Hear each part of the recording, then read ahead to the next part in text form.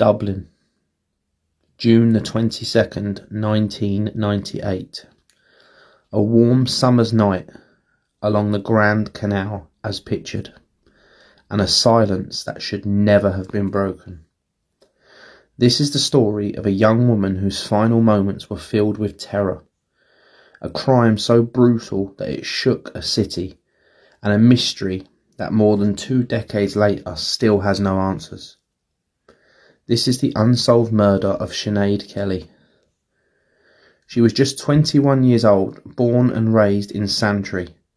Sinéad Kelly was bright, funny, and full of the same hopes most young women carry. But life had been hard on her. Addiction had taken its hold. And in the late 1990s, the streets around the canal were a world of risk. A world she was forced to navigate simply just to survive. But Sinéad was trying. She wanted better. And those who knew her never forgot her kindness or the spark she carried despite everything she faced. Around 3:30 a.m, a passerby heard something chilling. The unmistakable sound of a young woman screaming for her life. A desperate voice cut through the night. God, someone help, someone please, please help me. Her cries travelled across the water, echoing off the stone walls of Herbert Place. Moments later, silence. A man was seen jogging away from the canal. He wore tight black leather jacket, dark jeans, and a woolen hat. He never stopped. He never looked back. He vanished into the sleepy city.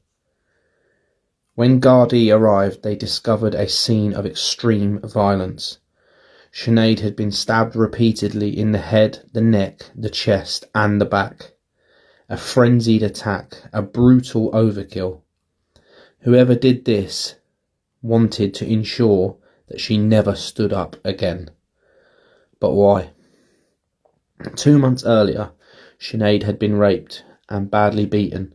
Just 30 minutes before she was killed, she spoke to Gardaí on the patrol about this matter. Investigators followed every lead they had. Some believed Sinéad was lured to the canal that night. Others suggest it was a drug debt. It might have put her in danger. Gardaí questioned witnesses, tracked movements, and searched for the man in the leather jacket. But the trail called. Memories faded, and Sinéad's killer melted back into the shadows of Dublin's past. Her murder exposed a painful reality for women working on the streets, especially those struggling with addiction. They were often invisible, unprotected, easy targets in a world that offered them little safety and little justice. Sinéad, a young woman who deserved help and compassion and a chance to rebuild, was left instead as another unsolved case. But Sinéad Kelly was not just a victim, she was someone's child, someone's friend, and someone who mattered. More than 20 years later, the case remains open. Gardaí still believe someone knows something, and a detail, or a memory, or even a name could finally bring answers. And in cases like this, time doesn't erase the truth. Sometimes it only makes it harder to hide.